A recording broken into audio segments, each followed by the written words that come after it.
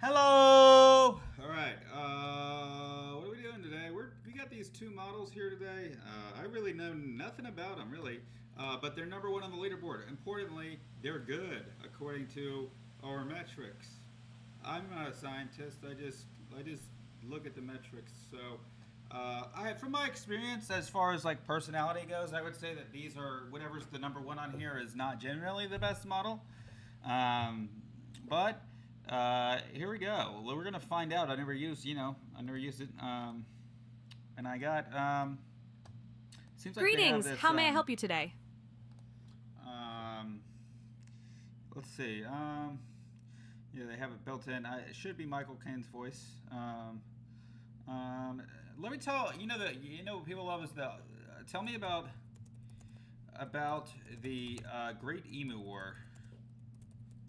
You know, if you don't know, back in the day, Australia lost a war to some emus, right? How pathetic is that? You lose, losing to the Vietnamese, that's excusable, but losing to emus, I mean, come on, people. All right, here we go. Great Emu War.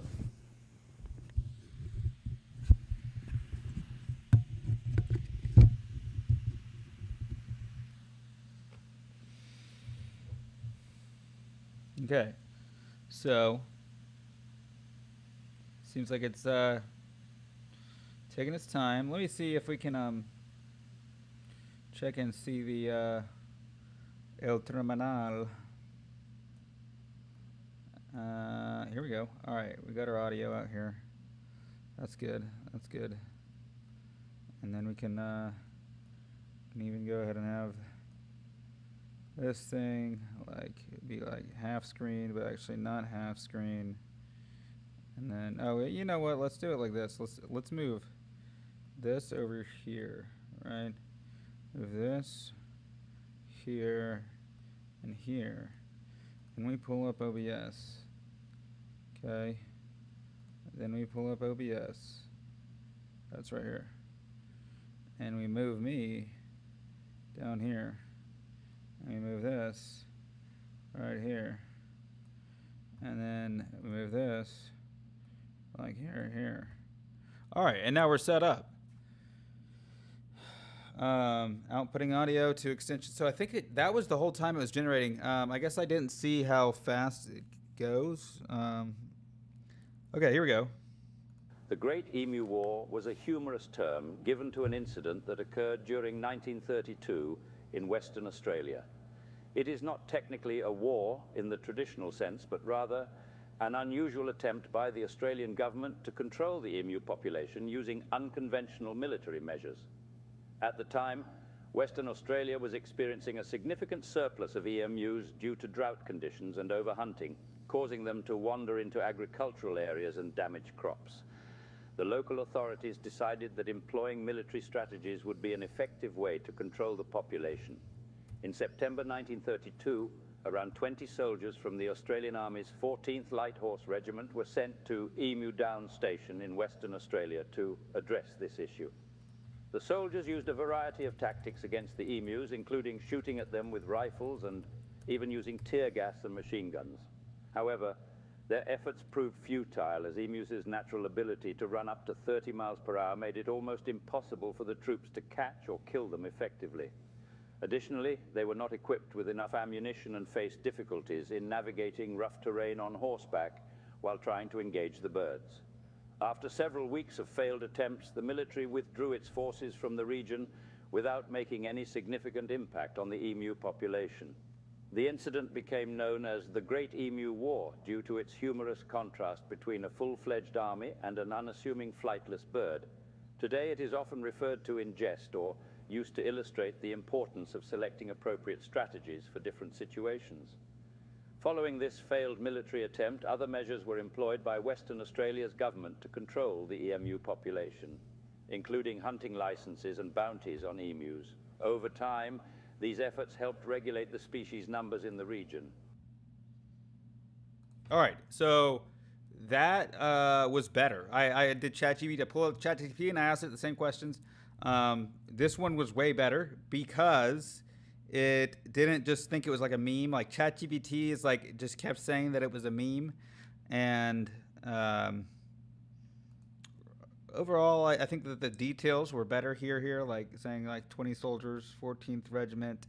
The Great Emu War is like sarcastic, but it is amazing how they were pretty similar. All right, so I did like that it didn't immediately say, if you have any more questions, feel free to ask for either of them, which is good because sometimes it's like annoying like when it does that. All right, so now let's write fiction. Humorous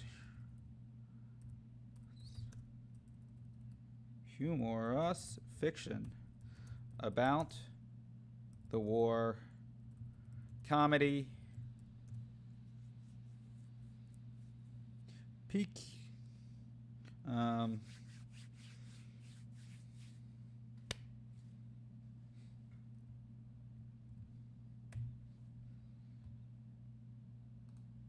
okay, so now I'm going to say the same thing to ChatGPT.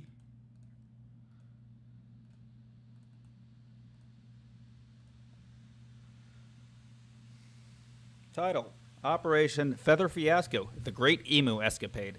Chapter 1, The Feathered Menace. In the sun-baked fields of Western Australia in 1932, a peculiar crisis brewed. The emus... Oh, man, this is really... It already messed up. Here's the deal. When you're writing a story, if you want to write a good story, you have to show, don't tell, right? You don't say, like... You don't start a movie off by saying, like... There's a guy sitting at a table and it's like... There was an explosion, right? You show the explosion in the movie, right? And it decided that in this book... All right. It's not even worth reading the rest. All right. Oops. Okay. I guess enter doesn't work on ChatGPT anymore. All right. Let's see if we can get... I guess he'll just automatically start talking, right? All right. Dawn crept over Wheatfield Way, painting the sky in hues of pink and orange. Major Meredith and his men lay in the tall golden wheat, and his eyes barely peeking over the stalks. The air was tense, filled with the anticipation of the impending ambush. Suddenly, a rustle in the distance. A lone emu emerged, its head bobbing comically as it...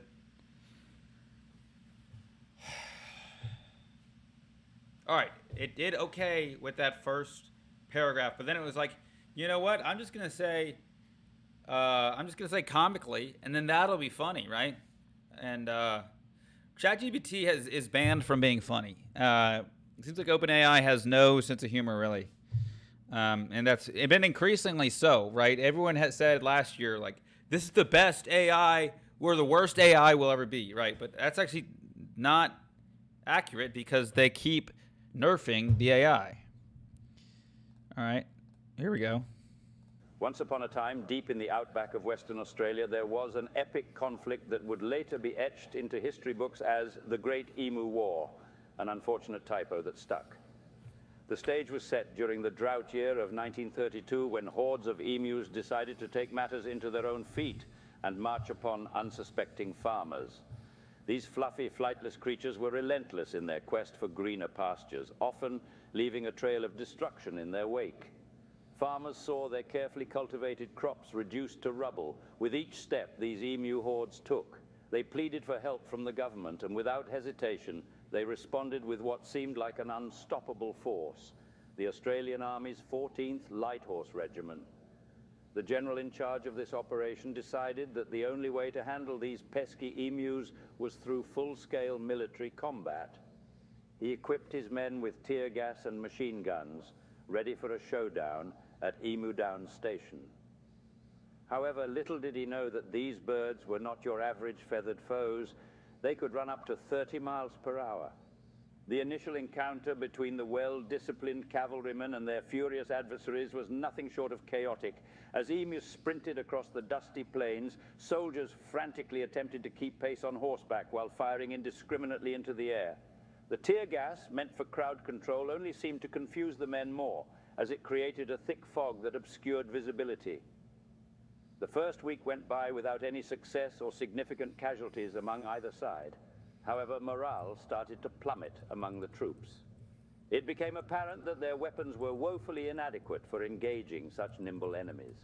The soldiers soon realized they lacked sufficient ammunition and began rationing their bullets, a far cry from their initial expectations of swift victory. The second week brought an embarrassing end to the Great Emu War, when, after several failed attempts at subduing these plucky birds, the government finally decided enough was enough. The troops were withdrawn without any significant impact on the emu population. As news spread across the country, this comical clash between a full-fledged army and an unassuming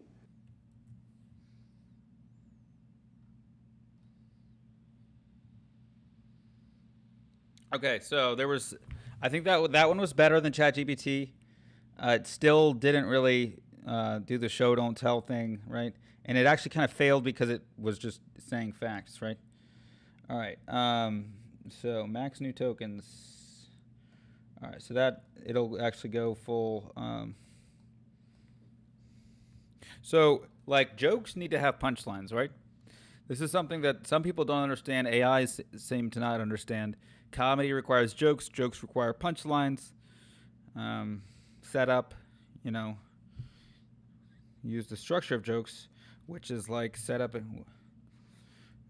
which involves setups and punchlines.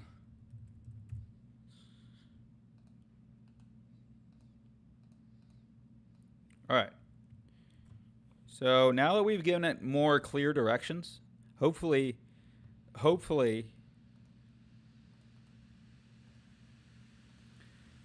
the result will be positive.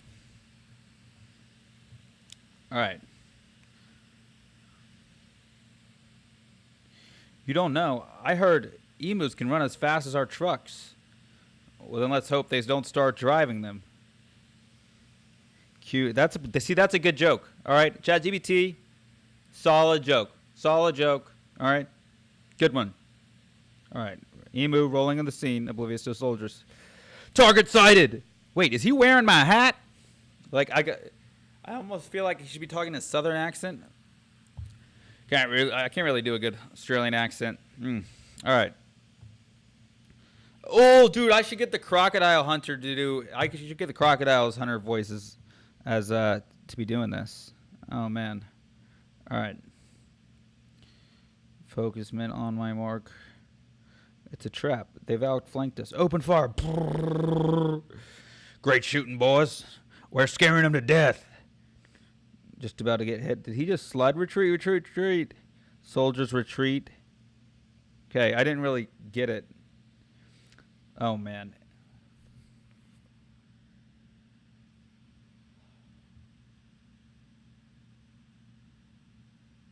Patriotic reasons? Are you serious? Come on. All right. All right. I guess I'm angry about it, so. But this is what's called a bad movie. All right. Now it was kind of good. All right. Decent setup. But you really ruined it by patriotic reasons. So. I will say ChatGPT is faster. GPT-4, they did do the turbo thing that makes it go turbo. Yep. All right. Here we go. In a town plagued by an unexpected invasion of emu hordes, panic ensues among farmers as their crops are laid to waste. The governor, desperate for solutions, summons the mighty 14th Light Horse Regiment, believing they're invincible against these pesky foes. As our heroes, led by General McBarker, arrive at Emu Down Station with weapons loaded and spirits high, little do they know that their adversaries possess unforeseen speed. At the sound of charge, soldiers thundered on horseback, only to find themselves chasing feathers in the wind as the emus outran them by a mile, leaving General McBarker questioning his tactical decisions. In a desperate bid to halt these wingless warriors, tear gas canisters were deployed with hopes of slowing down the marauders.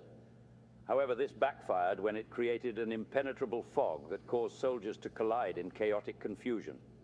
As one poor soldier exclaimed amidst coughs, "Who knew emus would give us a run for our money while giving us cottonmouth?"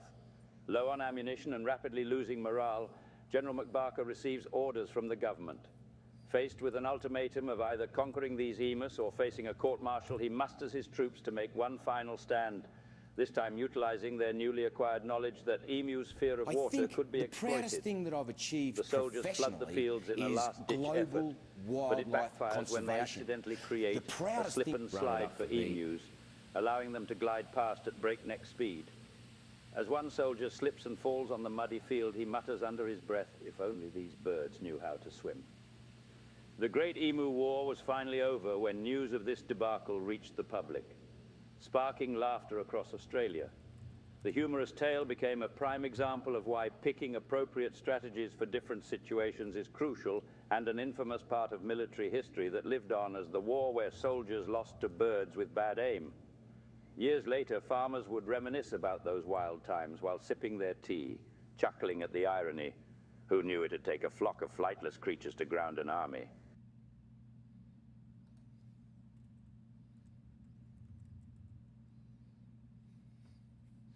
All right, so let's try to get some sample dialogue, but I think that this is a local LLM beating ChatGPT at specifically what I'm doing right now. All right, and then once we get Steve Irwin's voice in here, and we'll see if Sauerkraut can compete. All right.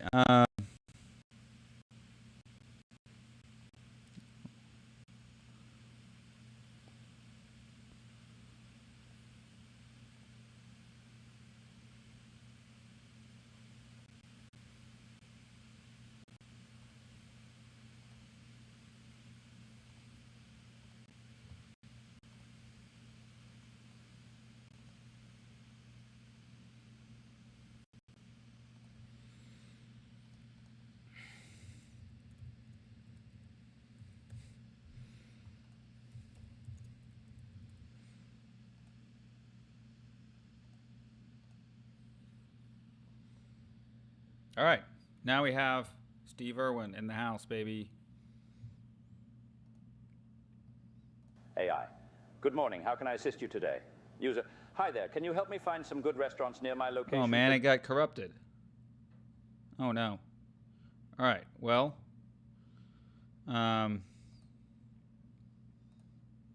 Okay. Well. All right. Now. Okay, so we were using Sakura-SOLAR there. Now let's try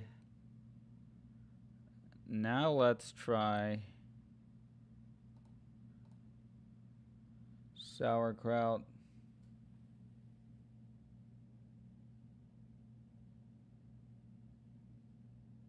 No.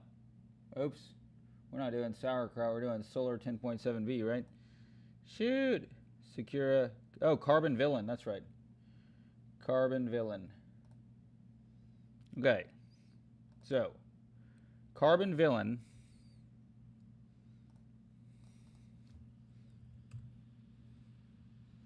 is a new model. CarbonVillain.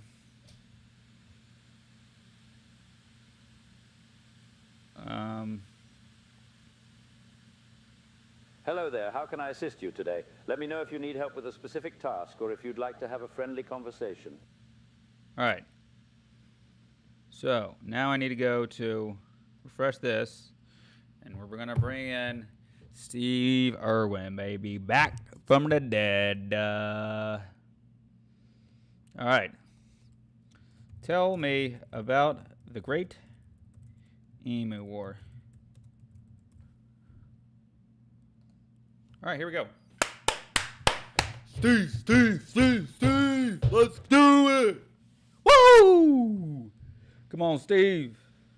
Let's do it, Steve.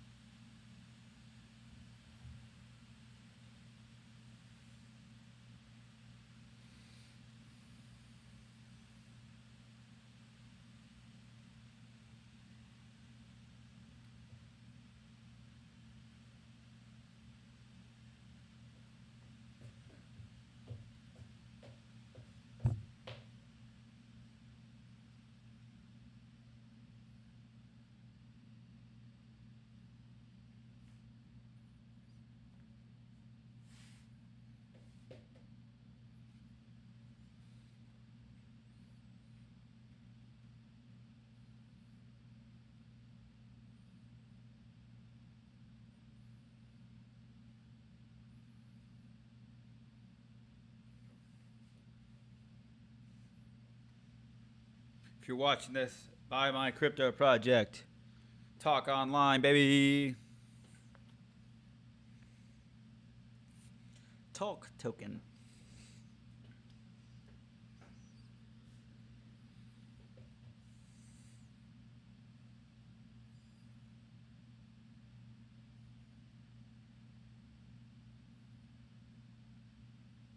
All right, so we're going to have Steve Irwin Masterclass coming up right here.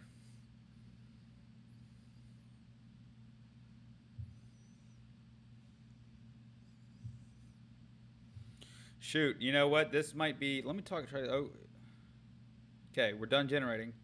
Let me try to talk about the model. I don't really know anything about it.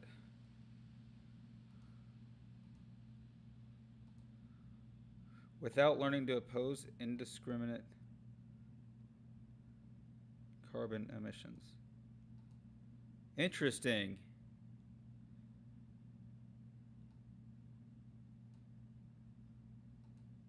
So, like, other models are against, like, farting, you know, emitting carbon, breathing. Anytime you breathe, you're emitting carbon. Okay. That's funny. Wait, so what actually is it? Detailed results. It's a merge model of these two with a slurp. Okay, so this is sauerkraut. Okay. So it's sauerkraut, but it is not afraid of climate change. Here we go. Here we go, Steve. The Emu War, also known as the Great Emu War or Operation Hummingbird, was an unusual military campaign that took place in Western Australia during 1932. The conflict involved Australian soldiers attempting to subdue large groups of emus, which were causing damage to agricultural lands and properties in the state's wheat belt. The incident began when farmers complained about the destruction caused by flocks of wild emus feeding on the crops. It's a good voice, though. In response, the state government called upon the Australian Army to establish a plan for managing the emu population. Major G.P.W. Meredith was given the responsibility, and he came up with an ingenious idea, using military force to control the situation. I like this is a story. In September 1932, approximately 100 soldiers this is from the the best 15th one we've seen Battalion so of the far. Imperial Camel Corps were deployed in the area around Kaiji, Western Australia. They were armed with rifles and equipped with armored cars. The soldiers' mission was to drive the emus away from farming areas and into a large enclosure where they could be easily captured or slaughtered for their meat. However, despite the initial enthusiasm of the military personnel, the operation did not go as planned. The emu, which is one of Australia's largest birds, standing up to 1.9 meters, 6.2 feet tall, and can run at speeds up to 30 miles per hour, 48 kilometers per hour, proved to be a more challenging adversary than anticipated. The soldiers discovered that emus were adept at dispersing into smaller groups when under attack, making it difficult for the troops to maintain fire on them. Moreover, they could easily outrun and evade their pursuers. The emus also took advantage of the surrounding terrain to hide from the armored cars. After a month-long campaign that failed to make any significant impact in reducing the number of emus or preventing crop damage, Major Meredith conceded defeat and requested reinforcements, which were not granted. In November 1932, the military withdrew their forces, leaving farmers to find alternative solutions for managing the population of these wild birds on their own. The Emu War is now remembered as an amusing chapter in Australian history, with some even referring to it as a victory for the emus rather than humans. The incident serves as an example of how sometimes well-intentioned efforts can result in unexpected outcomes and humorous retelling years later. All right, so it doesn't sound like Steve Irwin at all, which is unfortunate. But, well, yeah, we didn't use a whole lot of data. You know, maybe you need to have like your own training data to have Steve, because he's, you know, AI just doesn't have Riz, and Steve had all the Riz.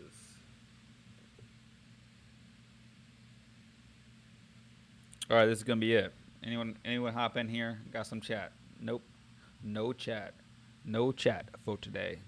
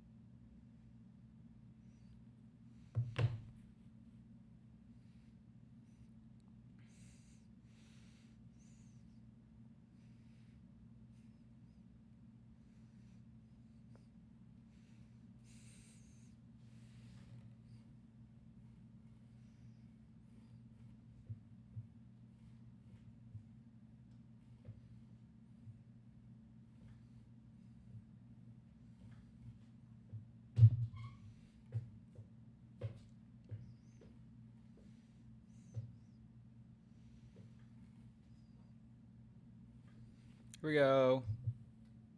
Once upon a time, in the vast outback of Australia, a peculiar war was waged between two unlikely adversaries, the Australian Army and the flamboyant emus. Known as Operation Hummingbird, codenamed with an air of false confidence, this battle had the nation on the edge of their seats, waiting to see who would come out victorious in this epic clash of man versus bird. In a desperate attempt to save the wheat belt from utter ruin, farmers demanded intervention when the wild emus decided that crop eating was the latest culinary trend. The government, ever resourceful and with an eye for military action, dispatched the 15th Battalion of the Imperial Camel Corps, armed with rifles, armored cars, and a smidgen too much hubris to take on these flightless fowls. The soldiers' initial advance sent the emus into a panic-stricken scramble. However, they soon discovered that these birds were anything but dumb. With their uncanny ability to split up into small groups when attacked and sprint at breakneck speeds of 30 miles per hour, 56 kilometers per h, the emus managed to evade capture time after time. The troops quickly realized that the war was not going as planned, with one soldier exclaiming, "We might have brought a knife to a bird chase." In an attempt to regain momentum, Major Meredith requested reinforcements from his superiors, only to be met with bewilderment and a curt refusal. Meanwhile, the emus were not idle during this conflict. They formed their own secret strategy group led by General Dignitas Emu. This avian assembly would often gather in the shadows of ancient gum trees to discuss tactics such as the flap and dash maneuver and the now infamous emulate a crocodile impression.